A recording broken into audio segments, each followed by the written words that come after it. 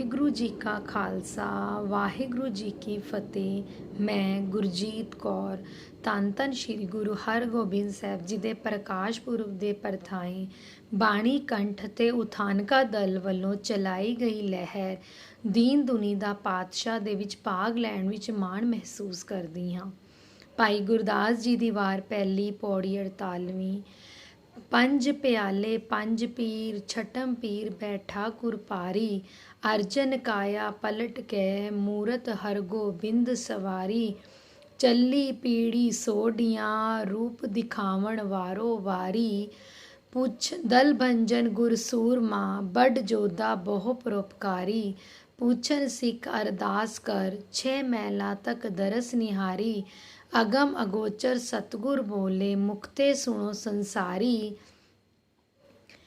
ਕਲਯੁਗ ਪੀੜੀ ਸੋਡੀਆਂ ਨਿਹਚਲ ਨੀਵ ਉਸਾਰ ਕਲਹਾਰੀ ਜੁਗ ਜੁਗ ਸਤਗੁਰ ਤਰੇ ਅਵਤਾਰੀ ਭੰਜਨ ਗੁਰਸੂਰ ਮਾਂ ਬੜ ਜੋਧਾ ਬਹੁ ਪਰਉਪਕਾਰੀ। ਆਪ ਜੀ ਬਹੁਤ ਵੱਡੇ ਸੂਰਵੀਰ ਯੋਧੇ ਔਰ ਪਰਉਪਕਾਰੀ ਸਨ। ਆਪ ਜੀ ਦਾ ਜਨਮ ਸੁਦੀ ਏਕਮ ਨੂੰ ਹਾੜ ਨੂੰ 1652 ਬਿਕਰਮੀ ਨੂੰ ਵਡਾਲੀ ਵਿਖੇ ਹੋਇਆ। ਆਪ ਜੀ ਦੇ ਪਿਤਾ ਬਾਣੀ ਦੇ ਬਹੁਤੇ ਸ਼ਹੀਦਾਂ ਦੇ ਸਰਤਾਜ ਧੰਨ ਧੰਨ ਗੁਰੂ ਅਰਜਨ ਦੇਵ ਜੀ ਮਹਾਰਾਜ ਤੇ ਮਾਤਾ ਗੰਗਾ ਜੀ ਸਨ। ਮਾਤਾ ਗੰਗਾ ਜੀ ਕੋਲ ਕੋਈ ਔਲਾਦ ਨਹੀਂ ਸੀ। ਮਾਤਾ ਗੰਗਾ ਜੀ ਨਿਰਾਸ਼ ਹੋ ਕੇ ਗੁਰੂ ਅਰਜਨ ਦੇਵ ਜੀ ਕੋਲ ਗਏ ਤੇ ਉਹਨਾਂ ਨੂੰ ਕਿਹਾ ਕਿ ਤੁਸੀਂ ਕਰੋੜਾਂ ਸਿੱਖਾਂ ਨੂੰ ਦਾਨ ਦਿੰਦੇ ਹੋ, ਤੁਸੀਂ ਮੇਰੀ ਝੋਲੀ ਵੀ ਪੁੱਤਰ ਦੀ ਦਾਤ ਪਾਓ। ਤੇ ਗੁਰੂ ਅਰਜਨ ਦੇਵ ਸਾਹਿਬ ਜੀ ਨੇ ਕਿਹਾ, ਗੁਰੂ ਨਾਨਕ ਦੇਵ ਸਾਹਿਬ ਜੀ ਦੇ ਘਰ ਦੇ ਇੱਕ ਬਹੁਤ ਵੱਡੇ ਮਹਾਂਪੁਰਖ ਹੋਏ ਹਨ, ਬਾਬਾ ਬੁੱਢਾ ਜੀ, ਜੋ ਕਿ 100 ਸਾਲ ਦੇ ਹਨ। ਤੁਸੀਂ ਉਹਨਾਂ ਕੋਲ ਜਾ ਕੇ ਪੁੱਤਰ ਦੀ ਦਾਤ ਮੰਗੋ। ਉਹਨਾਂ ਦੀ ਆਗਿਆ ਮੰਨ ਕੇ ਮਾਤਾ ਗੰਗਾ ਜੀ ਬਾਬਾ ਬੁੱਢਾ ਜੀ ਕੋਲ ਤਰ੍ਹਾਂ ਤਰ੍ਹਾਂ ਦੇ ਪ੍ਰਸ਼ਾਦ ਭੋਜਨ ਤਿਆਰ ਕਰਕੇ ਲੈ ਕੇ ਗਏ, ਮਿਸ਼ਟਾਨ ਪਦਾਰਥ ਲੈ ਕੇ ਗਏ। ਤੇ ਬਾਬਾ ਬੁੱਢਾ ਜੀ ਨੇ ਇੰਨਾ ਸ਼ੋਰ ਸੁਣਦਿਆਂ ਕਿਹਾ ਕਿ ਕੀ ਹੋ ਗਿਆ ਹੈ। ਤੇ ਉਹਨਾਂ ਦੇ ਸੇਵਕ ਨੇ ਕਿਹਾ, ਗੁਰੂ ਕੇ ਮਹਿਲ ਆਏ ਹਨ। ਬਾਬਾ ਜੀ ਨੇ ਕਿਹਾ, ਗੁਰੂ ਦੇ ਮਹਿਲਾਂ ਵਿੱਚ ਕਿਹੜੀਆਂ ਭਾਜੜਾਂ ਪੈ ਗਈਆਂ ਹਨ। ਮਾਤਾ ਗੰਗਾ ਜੀ ਗੁਰੂ ਸਾਹਿਬ ਜਦੋਂ ਬਾਬਾ ਬੁੱਢਾ ਜੀ ਕੋਲ ਆਏ ਤੇ ਉਹਨਾਂ ਨੇ ਪੁੱਤਰ ਦੀ ਦਾਤ ਮੰਗੀ। ਬਾਬਾ ਬੁੱਢਾ ਜੀ ਨੇ ਕਿਹਾ, ਮੈਂ ਤੇ ਇੱਕ ਗੁਰੂ ਘਰ ਦਾ ਨਿਮਾਣਾ ਜਿਹਾ ਸਿੱਖ ਹਾਂ, ਤੁਹਾਨੂੰ ਪੁੱਤਰ ਦੀ ਦਾਤ ਤੇ ਸਤਿਗੁਰ ਆਪ ਹੀ ਦੇ ਸਕਦੇ ਹਨ। ਨਿਰਾਸ਼ ਹੋ ਕੇ ਮਾਤਾ ਗੰਗਾ ਜੀ ਦੁਬਾਰਾ ਗੁਰੂ ਅਰਜਨ ਦੇਵ ਸਾਹਿਬ ਜੀ ਕੋਲ ਗਏ।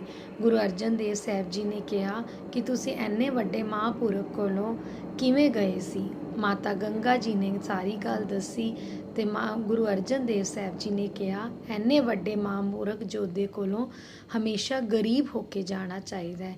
ਤੁਸੀਂ ਸਵੇਰੇ ਇਸ਼ਨਾਨ ਕਰਕੇ ਅੰਮ੍ਰਿਤ ਵੇਲੇ ਉੱਠ ਕੇ ਬਾਣੀ ਦਾ ਪਾਠ ਕਰਕੇ ਆਪਣੇ ਹੱਥੀਂ ਪ੍ਰਸ਼ਾਦਾਂ ਤਿਆਰ ਕਰਕੇ ਲੈ ਕੇ ਜਾਓ। ਮਾਤਾ ਗੰਗਾ ਜੀ ਨੇ ਗੁਰੂ ਅਰਜਨ ਦੇਵ ਸਾਹਿਬ ਜੀ ਦੀ ਗੱਲ ਮੰਨੀ ਤੇ ਸਵੇਰੇ ਇਸ਼ਨਾਨ ਕਰਕੇ ਬਾਣੀ ਦਾ ਪਾਠ ਕਰਕੇ ਆਪਣੇ ਹੱਥੀਂ ਪ੍ਰਸ਼ਾਦਾ ਤਿਆਰ ਕਰਕੇ ਆਪਣੇ ਸਿਰ ਤੇ ਪ੍ਰਸ਼ਾਦੇ ਰੱਖ ਕੇ ਗੰਢੇ ਲੈ ਕੇ ਨੰਗੀ ਪੈਰ ਉਹ ਬਾਬਾ ਬੁੱਢਾ ਜੀ ਕੋਲ ਗਏ। ਜਦੋਂ ਬਾਬਾ ਬੁੱਢਾ ਜੀ ਕੋਲ ਪਹੁੰਚੇ ਤੇ ਬਾਬਾ ਬੁੱਢਾ ਜੀ ਨੇ ਕਿਹਾ, ਇੱਕ ਮਾਂ ਨੂੰ ਹੀ ਇੱਕ ਪੁੱਤਰ ਦੀ ਭੁੱਖ ਦਾ ਪਤਾ ਹੁੰਦਾ ਹੈ। ਬਾਬਾ ਬੁੱਢਾ ਜੀ ਨੇ ਉਹਨਾਂ ਦੇ ਸਿਰ ਤੋਂ ਪ੍ਰਸ਼ਾਦੇ ਉਤਾਰੇ ਤੇ ਗੰਢਾ ਭੰਨਿਆ। ਉਸ ਟਾਈਮ ਬਹੁਤ ਜ਼ੋਰ ਦੀ ਬਿਜਲੀ ਚਮਕੀ ਤੇ ਬੱਦਲ ਆਏ ਤੇ ਬਾਬਾ ਬੁੱਢਾ ਜੀ ਨੇ ਕਿਹਾ, ਮਾਤਾ ਗੰਗਾ ਜੀ, ਤੁਹਾਡੇ ਘਰ ਐਸਾ ਵੱਡ ਯੋਧਾ ਸ਼ੂਰਵੀਰ ਜਨਮ ਲਵੇਗਾ ਜੋ ਮੁਗਲਾਂ ਦੇ ਵੀ ਐਵੇਂ ਹੀ ਸਿਰ ਭੰਨੇਗਾ।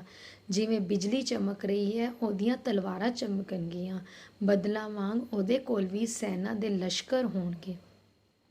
ਆਪ ਜੀ ਨੂੰ ਗੁਰਤਾ ਗੁਰੂ ਅਰਜਨ ਦੇਵ ਸਾਹਿਬ ਮਹਾਰਾਜ ਜੀ ਨੇ ਜੋਤੀ ਜੋਤ ਸਮਾਉਣ ਤੋਂ ਪਹਿਲਾਂ ਹੀ ਦੇ ਦਿੱਤੀ ਸੀ।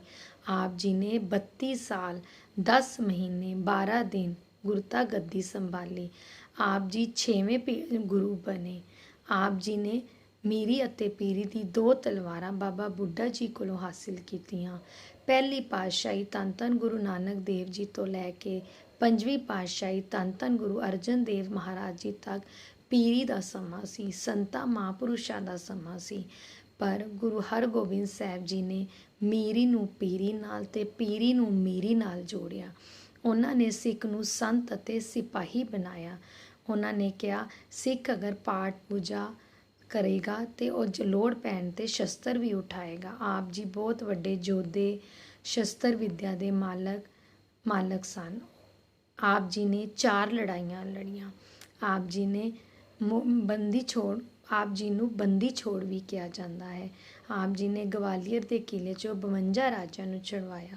ਆਪਣਾ ਅੰਤਿਮ ਸਮਾਂ ਜਾਣ ਕੇ ਆਪ ਜੀ ਨੇ ਇੱਕ ਪਤਾਲਪੁਰੀ ਨਾਂ ਦਾ ਜਿਹੜਾ ਕੋਠਾ ਬਣਵਾਇਆ ਸੀ, ਉੱਥੇ ਜਾ ਕੇ ਬਹਿ ਗਏ ਤੇ ਸੰਗਤਾਂ ਨੂੰ ਉਪਦੇਸ਼ ਕੀਤਾ ਕਿ 5 ਦਿਨ ਤੱਕ 4 ਦਿਨ ਤੱਕ ਕੋਈ ਬੂਹਾ ਨਾ ਖੋਲ੍ਹਿਆ ਜਾਏ ਤੇ 5ਵੇਂ ਦਿਨ ਬੂਹਾ ਖੋਲ੍ਹਿਆ ਜਾਏ।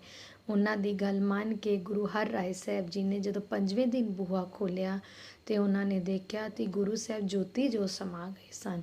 ਫਿਰ ਉਹਨਾਂ ਨੇ ਸਿੱਖ ਸੰਗਤਾਂ ਨੂੰ ਧੀਰਜ ਦਿੱਤਾ ਤੇ ਉਹਨਾਂ ਨੂੰ ਇਸ਼ਨਾਨ ਕਰਵਾ ਕੇ ਸੋਹਣੇ ਬਸਤਰ ਸਜਾ ਕੇ ਚੰਦਨ ਦੀ ਚਿਖਾ ਤੇ ਉਹਨਾਂ ਦਾ ਸੰਸਕਾਰ ਕੀਤਾ।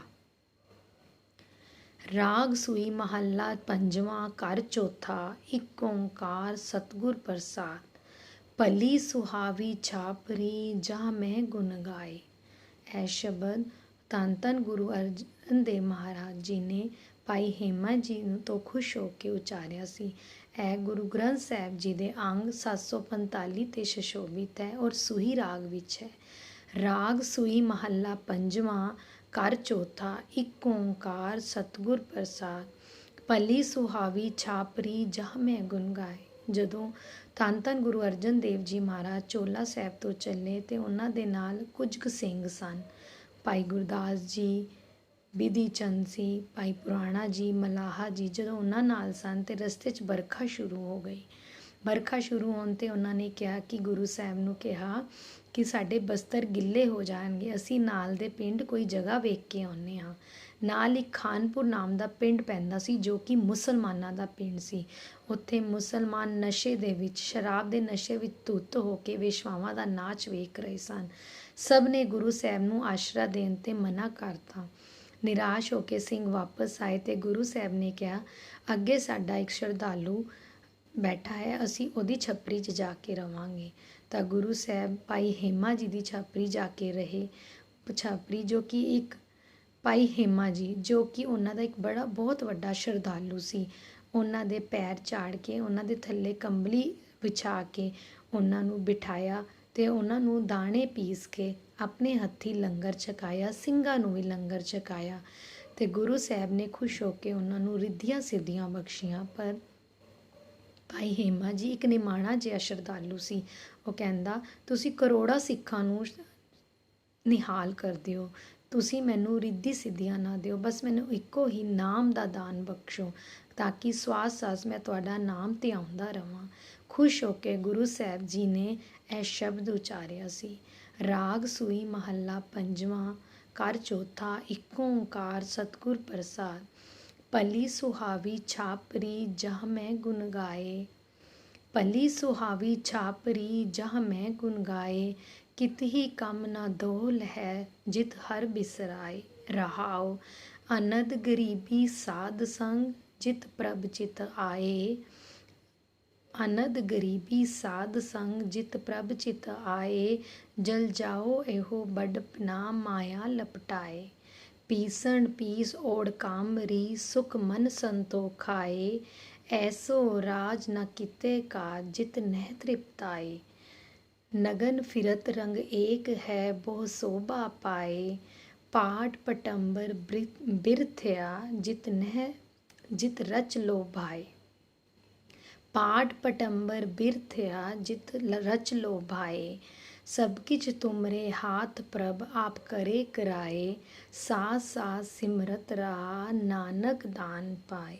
ਵਾਹਿਗੁਰੂ ਜੀ ਕਾ ਖਾਲਸਾ, ਵਾਹਿਗੁਰੂ ਜੀ ਕੀ ਫਤਿਹ।